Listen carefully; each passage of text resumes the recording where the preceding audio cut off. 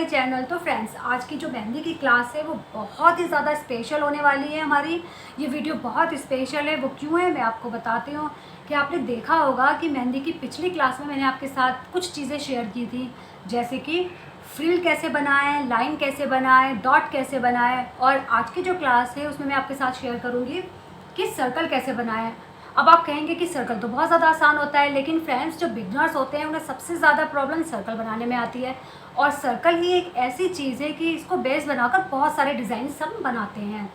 अच्छा, अब आप देखिए कि सर्कल में आपने देखा होगा कि जो सर्कल हम बनाते हैं उसके ऊपर फ्रिल ड्रॉ करते हैं। तो कभी कभी क्या होता है बिगनर्स से, कभी कभी क्या ज़्यादातर होता है कि उनकी फ्रिल की हाइट या तो बड़ी हो जाती है या छोटी हो जाती है या वो सर्कल के ऊपर सो जाती है।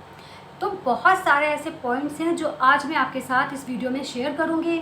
आई होप आपको ये ज़रूर पसंद आएंगे, और पसंद आए तो आपको पता है ना क्या करना है। मेरे इस वीडियो को लाइक कर दीजिएगा, ज़्यादा से ज़्यादा शेयर कीजिएगा, और अगर मेरे चैनल पर पहली बार आ रहे हैं तो चैनल को सब्सक्राइब कर दीजिएगा। तो चलिए बिना किसी देरी के वीडियो शुरू करते हैं। हम सर्कल ड्रॉ करते हैं। तो देखिए, तो ये देखिए हमने सर्कल तो ड्रॉ कर दिया है, बट सर्कल हमारा सही नहीं है। क्यों सही नहीं है, क्यों गोल नहीं बना है, परफेक्ट क्यों नहीं बना है, वो अब मैं आपको बताऊंगी। तो देखिए, ये हाफ सर्कल जो हमारा है ये बिल्कुल परफेक्ट है, बट ये वाला सर्कल जो है ये सही नहीं है। ये इसलिए सही नहीं है फ्रेंड्स कि मेरी जो नेचुरल मूवमेंट है वो क्या है, ऊपर से नीचे आने की मूवमेंट है, इस तरीके से। तो इसीलिए जो मेरा सर्कल है इधर वाला, इस वाली साइड का सही ड्रॉ नहीं हुआ है, क्योंकि मैं यहाँ से ऊपर से नीचे टॉप टू बॉटम तो मैं सही आई हूँ, बट बॉटम टू टॉप जब मैं गई हूँ तो मेरी अननेचुरल मूवमेंट है, इस वजह से मेरा सर्कल सही से ड्रॉ नहीं हुआ है। तो फ्रेंड्स, जैसे कि नीचे से ऊपर की तरफ जाना मेरी अननेचुरल मूवमेंट है, और इसीलिए मुझे सर्कल ड्रॉ करने में, शेप्स बनाने में दिक्कत होती है। तो यही प्रॉब्लम बिगनर्स के साथ भी होती है। अब जैसे कि लेफ़्ट टू राइट में लाइन ड्रॉ करूँगी तो ये मेरी नेचुरल मूवमेंट होगी, आप देखिए। बट मेरी अननेचुरल मूवमेंट क्या होगी अगर मैं राइट टू लेफ़्ट जाऊँगी। ये देखिए, मुझे लाइन ड्रॉ करने में बहुत ही ज़्यादा दिक्कत होगी। ये देखिए, लाइन ड्रॉ करने में बहुत ज़्यादा, तो ये मेरी अननेचुरल मूवमेंट है। तो इसी तरीके से टॉप टू बॉटम में जाना, स्ट्रेट लाइन खींचना मेरी नेचुरल मूवमेंट है। बट अगर मैं इसी तरीके से जाऊंगी बॉटम टू टॉप में तो ये मेरी अननेचुरल मूवमेंट है, उसमें मुझे लाइन ड्रॉ करने में बहुत ज़्यादा दिक्कत होगी। तो अब इस प्रॉब्लम को सॉल्व किस तरीके से करें हम, वो मैं आपके साथ आज शेयर करूँगी। तो फ्रेंड्स, इस तरीके से हम एक ही स्ट्रोक में, ये देखिए, सर्कल बनाने की बजाय अलग तरीके से सर्कल बनाएंगे। जैसे कि एक ही स्ट्रोक में मैंने सर्कल बना दिया है, तो ये सही नहीं बनता है। अब इसको हम हाफ हाफ करके भी बना सकते हैं। वो कैसे, वो देखिए, इस तरीके से पहले हम जाएंगे टॉप टू बॉटम, फिर जाएंगे हम टॉप टू बॉटम। तो ये देखिए कितना सही सर्कल हमारा ड्रॉ हुआ है। तो ये बात तो एक तरफ रही फ्रेंड्स, सर्कल बनाने की। इस तरीके से हम सर्कल इजीली ड्रॉ कर सकते हैं। बट दूसरा चैलेंज कब आता है हमारे साथ, जब हम पैरेलल में दूसरी लाइन को ड्रॉ करते हैं। ये देखिए, तो ये बहुत ज़्यादा कंट्रोल मांगता है। तो इसकी तो हमें बहुत ज़्यादा कर्व की, हमें बहुत ही ज़्यादा प्रैक्टिस करनी होगी, तभी हम इस तरीके से पैरेलल लाइन बना सकते हैं। क्योंकि सर्कल में इस तरह से पैरेलल लाइंस जो होती हैं बनाई जाती हैं। अगर हम स्ट्रेट लाइन में पैरेलल लाइन बनाते हैं तो वो तो बहुत आसान होता है, चलिए मान लेते हैं कि हम आसानी से ड्रॉ कर सकते हैं। बट सर्कल में उसको ड्रॉ करना थोड़ा सा डिफ़िकल्ट होता है, तो इसी के लिए ये प्रैक्टिस बहुत ज़्यादा मांगती है। जितनी आप इस तरह से पैरेलल लाइन को प्रैक्टिस करेंगे उतना अच्छा आपका हाथ साफ होता जाएगा, और कर्व बनाना, आपको सर्कल बनाना, उसमें पैरेलल लाइन ड्रॉ करना आपको आती जाएंगी। तो बस आपको इसमें प्रैक्टिस की बहुत ज़्यादा ज़रूरत है। तो हमें पैरेलल लाइन की प्रैक्टिस करना बहुत ज़्यादा ज़रूरी होता है, क्योंकि बहुत सारी शेप्स में पैरेलल लाइन का यूज़ किया जाता है, कवर लाइन के तौर पर हमें देनी पड़ती है उन लाइंस को। तो इसकी प्रैक्टिस तो आपको बहुत ज़्यादा करनी होगी। तो सर्कल की बात तो एक तरफ रही फ्रेंड्स। अब हम आएंगे फ्रिल के ऊपर। तो ये देखिए, जैसे कि हम यहाँ पर सर्कल के ऊपर फ्रिल बनाएंगे। ये देखिए, तो सबसे पहले अब ये देखिए, आप स्ट्रेट लाइन में फ्रिल ड्रॉ करना आसान होता है। मैं आपको दिखाती हूँ। अब मैं आपको इसको फ्रिल को बड़ा करना दिखाती हूँ। बड़ा करके थोड़ा इसके पेटल को बड़ा करके दिखाती हूँ।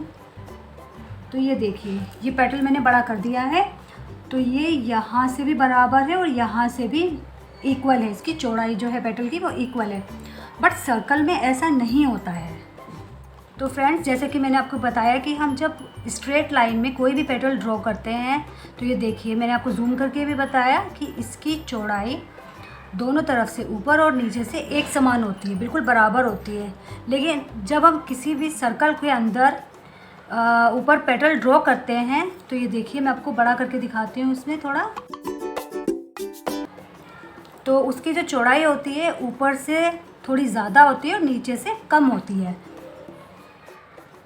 तो इसी बात को मैं आपको एक पिज़्ज़ा ड्रॉ करके बताती हूँ, तो उसे इजीली आपकी समझ में आ जाएगा। ये देखिए,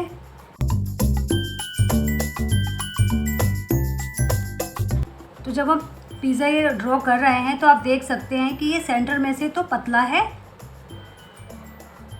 और जो एजेस हैं इसकी वो चौड़ी है। ये देख सकते हैं आप फ्रेंड्स। तो यही बात जब हम सर्कल में फ्रिल ड्रॉ करते हैं होती है। तो ये देखिए, इस तरीके से हम पेटल भी सही इसी तरह से ड्रॉ करते हैं। तो अब मैं आपको बताती हूँ कि अगर हमारा जो बेस है वो छोटा है और हमारी पेटल बड़ी है, ये देखिए इस तरीके से, तो ये जो डिफरेंस होता है ये बहुत ज़्यादा फ्रेंड स्ट्राइकिंग होता है। तो लेकिन अगर पेटल हमारी छोटी छोटी है, ये देखिए, तो जो डिफरेंस होगा वो बहुत ही ज़्यादा माइन्यूट होगा। तो फ्रेंड्स, हमें इस बात को बहुत ज़्यादा ध्यान में रखना होगा। अगर हमने ध्यान में नहीं रखा तो मैं आपको बताती हूँ हमारी पेटल जो है, ये पेटल्स कैसी हो जाएंगी। ये कुछ इस तरह से दिखेंगी, ऊपर नीचे छोटी बड़ी इनकी हाइट हो। और यही जो प्रॉब्लम होती है ये बहुत ज़्यादा बिगनर्स को होती है और उन्हें ये महसूस होता है कि उनकी फ्रिल जो है वो सर्कल के ऊपर बिल्कुल एक समान क्यों नहीं आती है। ये प्रॉब्लम बहुत ज़्यादा बिगनर्स को होती है।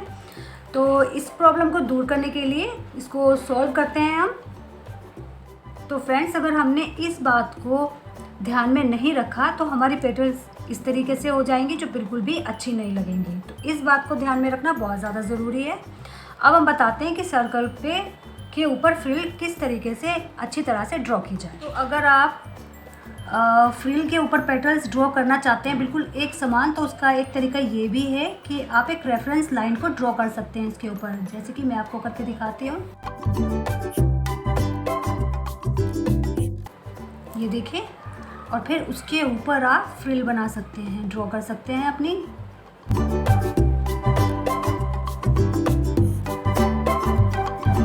तो इस तरीके से आप बिल्कुल इक्वल जो फ्रिल है अपनी ड्रॉ कर सकते हैं। तो आप इस तरीके से फ्रिल को ड्रॉ कर सकते हैं, लेकिन ध्यान एक बात का आपको और रखना है फ्रिल ड्रॉ करते हुए कि आपको एक ही डायरेक्शन में फ्रिल को ड्रॉ नहीं करना है। मैं आपको दिखाती हूँ फ्रेंड्स, जैसे कि मैं यहाँ ये ड्रॉ कर रही हूँ फ्रिल। तो अब हम दूसरे डायरेक्शन में भी आपको फ्रिल को ड्रॉ करना होगा। ये देखिए, अब इधर से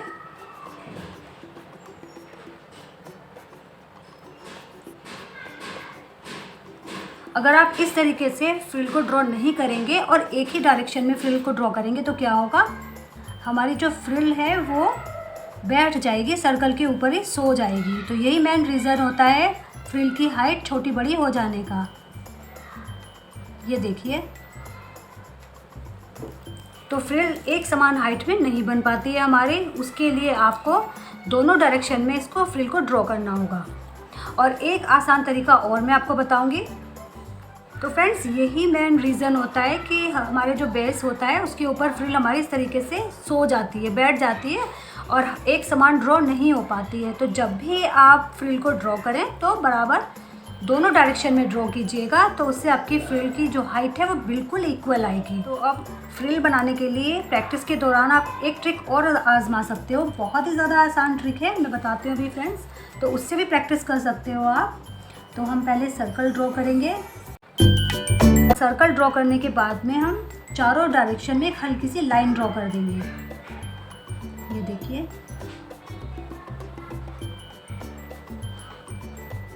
इस तरीके से। और अब इसी लाइन के ऊपर से हम फ्रिल बनाना अपनी शुरू कर देंगे। लेकिन इस बात का आपको ध्यान रखना पड़ेगा, पहले इस डायरेक्शन में आपने फ्रिल को ड्रॉ किया है, तो अब आप दूसरे डायरेक्शन में ड्रॉ करेंगे।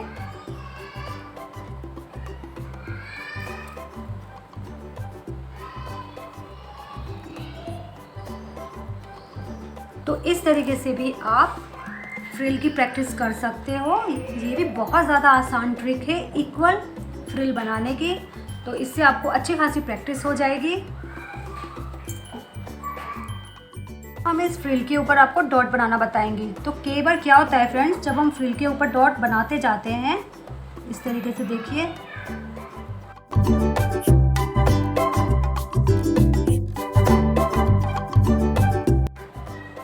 तो कई बार ये होता है कि उसके लिए स्पेस कम रह जाता है और बिल्कुल भी जगह नहीं होती है, कहीं से ज़्यादा गैप हो जाता है, कहीं से कम हो जाता है, तो इक्वली हमारी डॉट नहीं लग पाती हैं।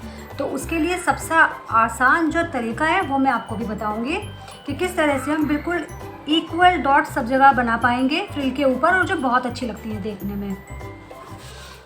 तो इस तरह से डॉट बनाते हुए कई दफ़ा ये होता है कई बार कि स्पेस या तो बचता ही नहीं है बिल्कुल भी, या बहुत ज़्यादा रह जाता है और इक्वल हमारी डॉट्स नहीं लग पाती हैं। ये तो मैं आपको बता ही चुकी हूँ फ्रेंड्स। तो अब मैं ये बताती हूँ कि इक्वल डॉट हम किस तरह से बनाएं। तो जैसे घड़ी के कांटे होते हैं उस तरीके से हम इसको भी इस तरह से बनाएंगे, पहले ऊपर नीचे, फिर यहाँ, फिर यहाँ। तो ये घड़ी के जैसे सुइयाँ होती हैं उस तरीके से हमने डॉट लगा लिए। अब इन दोनों के सेंटर में हम डॉट लगाएंगे एक, फिर इसके सेंटर में लगाएंगे, फिर इसके सेंटर में, और फिर इसके सेंटर में। तो ये देखिए बिल्कुल इक्वली हमारी डॉट्स लगती हैं। तो बहुत ज़्यादा आसान मेथड है ये इस तरीके से मेहंदी को लगाने का। और हाँ, एक बात और फ्रेंड्स, कि जब भी आप डॉट को लगाएं तो फ्रिल से थोड़ी सी दूर पर रख कर आप लगाएंगे इस तरीके से। अगर आप फ्रिल के पास ही बिल्कुल डॉट लगाना शुरू कर देंगे ऊपर से, तो ये फ्रिल के ऊपर आ जाएगा। तो हमेशा इसका स्पेस थोड़ा सा दूर रखिएगा। आई होप फ्रेंड्स आपको मेरा ये वीडियो ज़रूर पसंद आया होगा, और अगर पसंद आए तो कमेंट्स में ज़रूर शेयर कीजिएगा। और हाँ, अगर आपको ज़रा सा भी इससे फ़ायदा हुआ हो तो मुझे ज़रूर बताइएगा। Thanks for watching. मिलते हैं अपने नेक्स्ट वीडियो में, तब तक के लिए फ्रेंड्स बाय।